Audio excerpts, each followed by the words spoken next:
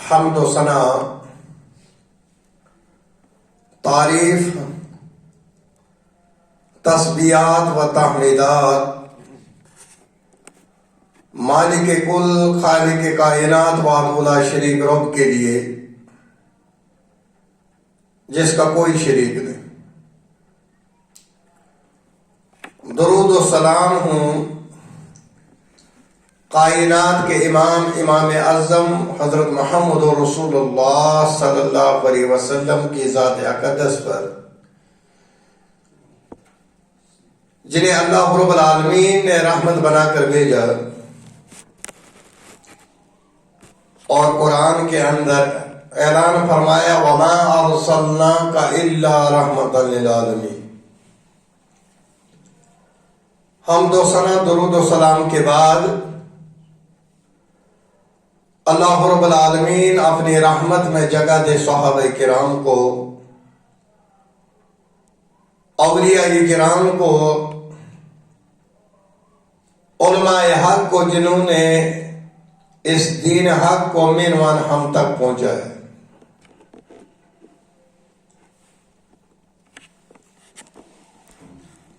اللہ رب العالمین لا شریک ہے، اس کا کوئی شریک نہیں۔ یہ مسلمانوں کی بنیاد ہے اور اسلام کا پہلا رکن عقیدہ توحید۔ توحید کی بہت بڑی اہمیت ہے اسلام کے اندر۔ توحید کی بنیاد پر آخرت میں فیصلہ ہوگا،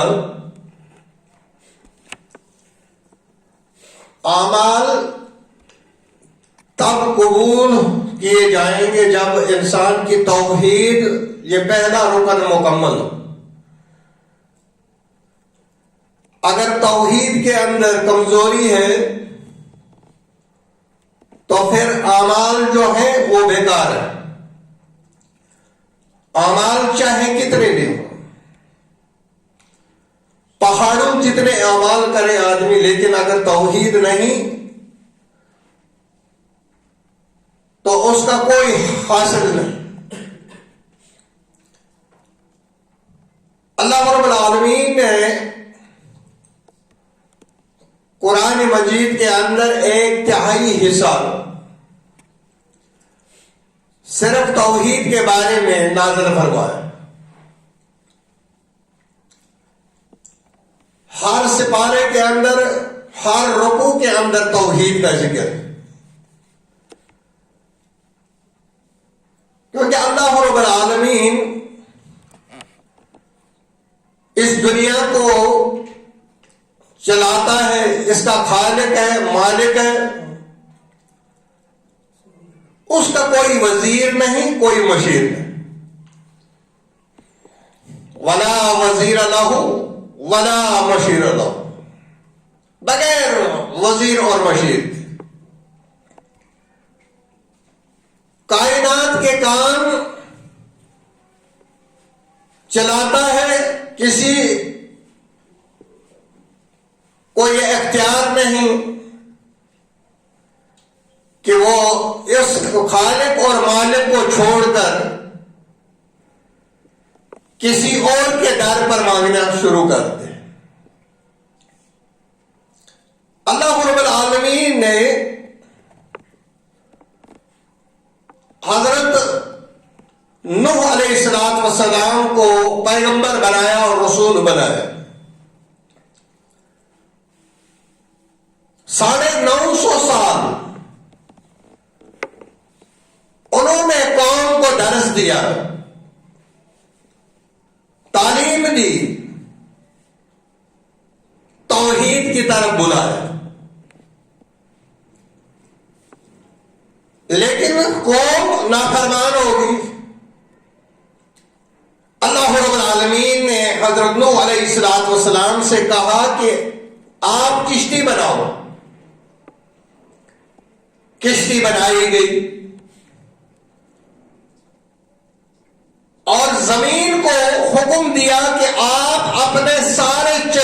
پھول دو، اور آسمان کو حکم دیا، اس نے بارش برسانا شروع کر دیا، سیلاب بڑھتا گیا۔ نوح علیہ السلام کو حکم دیا گیا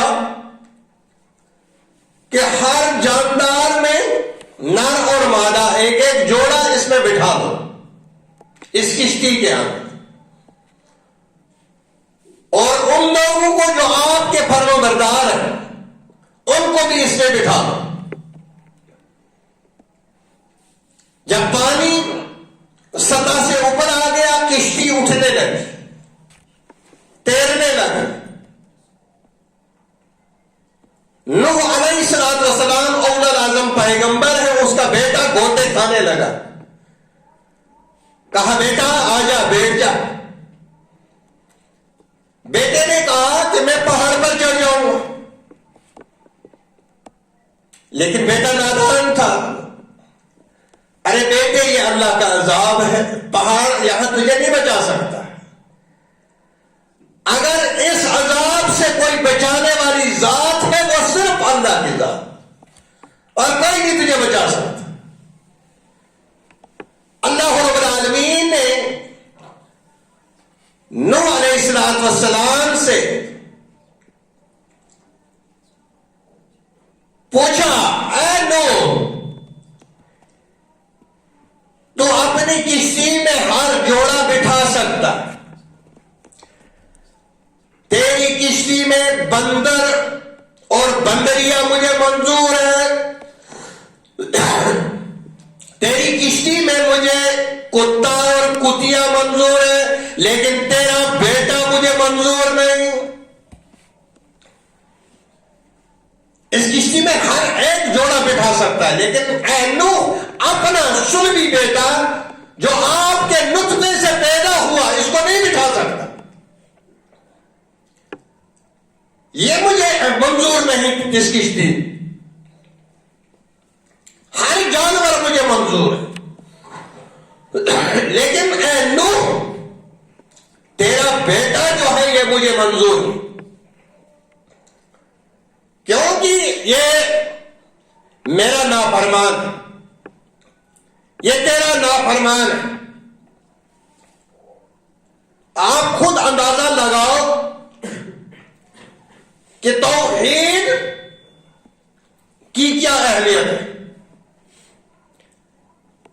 نوح علیہ السلام کے بیٹے کو بھی نجات نہیں ملی، پیغمبر زادہ ہے، پیغمبر کے گھر سے پیدا ہوا، پیغمبر علیہ السلام کا اپنا جگری بیٹا ہے، لیکن کشتی میں جگہ نہیں ملی، کیونکہ وہ مشرک تھا، وہ اللہ کا نافرمان تھا، وہ پیغمبر کا نافرمان تھا۔ اس سے اندازہ ہوتا ہے کہ جو توحید ہے یہ بہت اہم ہے، توحید کے بغیر کوئی عمل قابل قبول نہیں، جو بھی عمل کرے گا وہ رد کیا جائے گا، اس کے منہ پر مارا جائے گا۔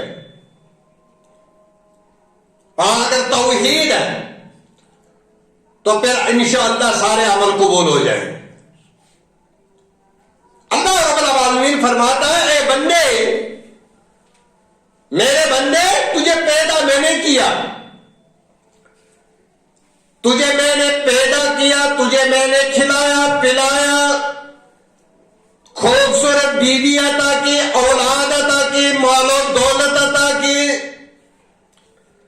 اب تھوڑی سی پریشانی آئی، اب قبر کے سامنے جھکا ہے، اس مالک سے میرا کام نہیں چلا، اے قبر میں رہنے والے تو میری حاجت روائی کر دے۔ کیا یہ اولیاء کی تعلیم تھی؟ نہیں، اولیاء نے وہی تعلیم دی جو وقت کے پیغمبر نے، جو محمد رسول اللہ صلی اللہ علیہ وسلم نے آج سے 1450 سال پہلے مکہ میں جو تعلیم دی تھی، یا ایھا الناس قولوا لا الہ الا اللہ تفلحوا، وہی دعوت قیامت کی دیواروں تک، اس میں کوئی تبدیلی نہیں۔ محمد رسول اللہ صلی اللہ علیہ وسلم مشرکین مکہ سے حدیبیہ کے اندر صلح کرتے، صلح ہوئی، بہت سی چیزوں پر کمپرومائز، لیکن محمد رسول اللہ صلی اللہ علیہ وسلم نے توحید کے بارے میں کوئی کمپرومائز، توحید کے بارے میں کوئی سمجھوتا نہیں، ڈٹوک الفاظ میں تعلیم دی، فاران کی چوٹیوں سے اعلان کیا، یا ایھا الناس قولوا لا الہ الا اللہ تفلحوا، کائنات کے لوگوں گواہی دو کوئی معبود نہیں، کوئی مشکل کشا نہیں، کوئی حاجت روا نہیں، کوئی بگڑی بنانے والا نہیں، کوئی اولاد عطا کرنے والا نہیں، کوئی مال عطا کرنے والا نہیں، کوئی دولت دینے والا نہیں، الا اللہ، صرف ایک اللہ، صرف ایک اللہ، اللہ کے بغیر یہ اختیار کسی کے پاس نہیں، کوئی تیرا مشکل کشا نہیں، کوئی تیرا حاجت روا نہیں، کوئی تیری بگڑی بنانے والا نہیں، صرف اور صرف اللہ، بس۔ اگر کاش ہم نے قرآن کو پڑھا ہوتا، کاش ہم نے قرآن کو سمجھا ہوتا، کاش ہم نے محمد رسول اللہ صلی اللہ علیہ وسلم جو تعلیم لے کر آئے اس پر غور و فکر کیا ہوتا، تدبر کیا ہوتا، پھر ہماری حالت یہ نہیں ہوتی جو آج، پھر یہ درگھٹنا جو آج ہماری ہو رہی ہے یہ نہیں ہوتی۔ کل قیامت کے دن اللہ رب العالمین کے دربار میں پیش ہونا ہے، اللہ نے پوچھ لیا، اے مسلمانوں، جو دین محمد رسول اللہ صلی اللہ علیہ وسلم آپ کے پاس چھوڑ کر آئے، آپ نے اس کو ٹکڑیوں کے اندر کیوں بانٹ دیا؟ کیا جواب ہوگا ہمارا؟ کیا اللہ کے سامنے ہم بتائیں گے کہ ہم نے اس دین کو کس طرح کھانوں کے اندر تقسیم کر دیا، اس دین کو ہم نے اپنی مرضی سے دنیا کے اندر اس میں امپلیمنٹ کی، ہم نے محمد رسول اللہ صلی اللہ علیہ وسلم کے سکھائے ہوئے طریقے سے اس پر عمل نہیں کیا، کیا جواب ہوگا؟ اے میرے بندو، جو دین میں نے بھیجا تھا اس کی کیا حالت بنا دی؟ کیا یہ دین ہے کہ ایک آدمی اتنے عظیم اللہ کو چھوڑ کر قبر پر جھک جائے اور وہاں سجدہ کرے اور اس سے مرادیں مانگے؟ کیا یہ دین ہے؟ میرے بھائیو، یہ دین نہیں۔ جو دین محمد رسول اللہ صلی اللہ علیہ وسلم، ان کی عظمت پر میرے ماں باپ، میری اولاد، میرا سب کچھ ان پر قربان ہو، محمد رسول اللہ صلی اللہ علیہ وسلم جو تعلیم لے کر آئے اس تعلیم کی ہم نے مخالفت کی، ہم نے اس تعلیم کو پس پش ڈالا، اسی لیے پوری دنیا کے اندر ذلت اور مسکنت کا شکار ہے، اسی لیے ہر جگہ پٹ رہے ہیں، کیونکہ کتاب و سنت کو ہم نے چھوڑ دیا، ہم نے اپنی آرا کو دین بنایا، ہم نے اپنی مرضی سے اعمال کیے، ہم نے خود منتخب کیا کہ ہم کیسے عمل کریں گے، یہ ہم نے خود انتخاب کیا اپنی مرضی سے۔ کسی سے کہیے محمد رسول اللہ صلی اللہ علیہ وسلم کی حدیث ہے، وہ کہتا نہیں یہ شافعیوں کی حدیث ہے، یہ مالکیوں کی حدیث ہے، یہ حنبلیوں کی حدیث ہے، یہ جعفریوں کی حدیث ہے۔ میرے بھائیوں، محمد رسول اللہ صلی اللہ علیہ وسلم کی حدیث جو ہے یہ سانجی ہے، ادھر کی زبان سانجی بولتے ہیں، یکساں برابر، کوئی شافعی نہیں، کوئی حنفی نہیں، کوئی مالکی نہیں، ہر ایک کے لیے محمد رسول اللہ صلی اللہ علیہ وسلم کا فرمان سب کے لیے ایک جیسا سانجا ہے، برابر ہے، کوئی تفریق نہیں، کیونکہ اللہ رب العالمین نے قرآن کے اندر فرمایا وَتَعْصِمُوا بِحَبْلِ اللَّهِ جَمِيعًا وَلَا تَفَرَّقُوا، کائنات کے لوگوں اللہ کی رسی کو مضبوطی سے پکڑو۔ اللہ کی رسی کیا ہے؟ کیا آسمان سے کوئی رسی ہے آپ لوگوں نے دیکھی ہے جس رسی کے لیے ہمیں کہا گیا حبل اللہ، اللہ کی رسی، یہ کتاب جو ہمارے گھروں کے اندر ہے لیکن پڑھی تب جاتی ہے جب کوئی مر جاتا ہے، اس وقت پڑھی جاتی۔ اللہ کا قرآن تو زندوں کی ہدایت کے لیے آیا تھا، اب یہ مردوں کے لیے رہ گیا، صرف مردوں کے لیے رہ گیا، اس وقت پڑھا جاتا ہے۔ یہ قرآن کا دعویٰ پیش کرے گا، کائنات کے رب کے سامنے ہماری شکایت کرے گا، اے اللہ ان لوگوں نے مجھے بلا دیا، انہوں نے میرا حق ادا نہیں کیا۔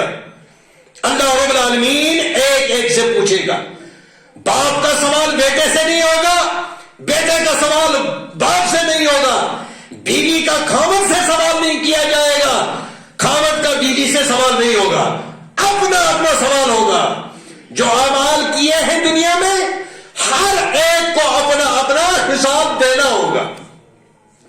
میرے بھائیوں، ہم نے اس کو کھانوں کے اندر تقسیم کیا، محمد رسول اللہ صلی اللہ علیہ وسلم کی حدیث ہے، اس کو کھانوں کے اندر تقسیم مت کیجئے، تھوڑا سا اٹھ کر سوچئے، تھوڑا سا مسلک سے اوپر اٹھ کر سوچئے کہ اگر اللہ رب العالمین نے کل پوچھ لیا مسلمانوں تم نے اس دین کے ساتھ کیا سلوک کیا، ہمارا کیا جواب، کیا کہیں گے ہم، کیا جواب ہوگا ہمارا؟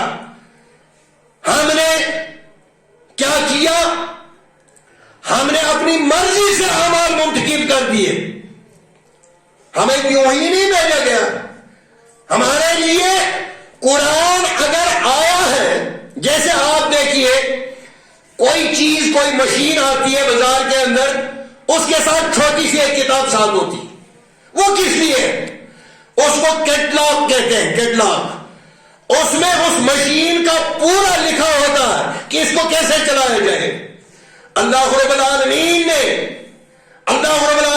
محمد رسول اللہ صلی اللہ علیہ وسلم پر قرآن نازل کیا، اور قرآن کو سمجھانے کے لیے اللہ رب العالمین نے حضرت محمد رسول اللہ صلی اللہ علیہ وسلم کو سمجھانے کے لیے بھیجا کہ یہ کتاب سمجھانے کے لیے، اس پر عمل کرنے کے لیے تمہیں ایک راہبر کی ضرورت پڑے گی، ایک رہنما کی ضرورت پڑے گی، ایک سکھانے والے کی ضرورت پڑے گی، اور وہ سکھانے والے اللہ رب العالمین نے کن کو منتخب کیا؟ حضرت محمد رسول اللہ صلی اللہ علیہ وسلم۔ اس لیے میرے بھائیوں، جب ہم اٹھیں بیٹھے معاشرے کے اندر کوئی بھی کام کریں، ہمارے لیے لقد کان لکم فی رسول اللہ اسوۃ حسنہ، ہمارے لیے نمونہ ماڈل کون ہے؟ حضرت محمد رسول اللہ صلی اللہ علیہ وسلم۔ ہماری شادی ہو، لقد کان لکم فی رسول اللہ اسوۃ حسنہ، شادی بیاہ میں بھی موت ہو جائے، کھانا پینا، سونا جاگنا، ہر چیز میں لقد کان لکم فی رسول اللہ اسوۃ حسنہ، ہر چیز میں، ہر موڑ پر ہمیں محمد رسول اللہ صلی اللہ علیہ وسلم کی رہبری اور رہنمائی کی ضرورت ہے۔ اس کے بغیر ہم کوئی عمل نہیں کرنا چاہے، لیکن ہمارے اعمال کیا ہے؟ ہم اپنی مرضی سے پھر اعمال کرنا شروع کر دیتے، جو دل میں آیا دین بنا لیا، جو دل میں آیا عمل بنا دی اور شروع ہو گئے۔ میرے بھائیوں، اس ایک ایک حرکت کے بارے میں جواب دینا پڑے گا، اللہ کے حضور جواب دینا پڑے گا۔ اللہ رب العالمین نے حضرت نوح علیہ السلام کو 950 سال تبلیغ کرنے کے باوجود، اتنا اول العزم پیغمبر ہونے کے باوجود، جب بیٹا نافرمان نکلا، اللہ رب العالمین نے اس کو رد کر دیا، سیلاب کے اندر غرق کر دیا۔ یہاں پر خاندانی مسئلے نہیں چلتے، فلانی خاندان سے فلانی قوم سے قوم کی بنیادوں پر اللہ رب العالمین فیصلے نہیں کرے گا. اللہ رب العالمین نے یہ قوم، یہ قبیلہ کس لیے بنائے؟ بدقسمتی سے ہم مسلمانوں میں ایک چیز ابھی بھی رہ گئی ہے، وہ جاہلیت کی.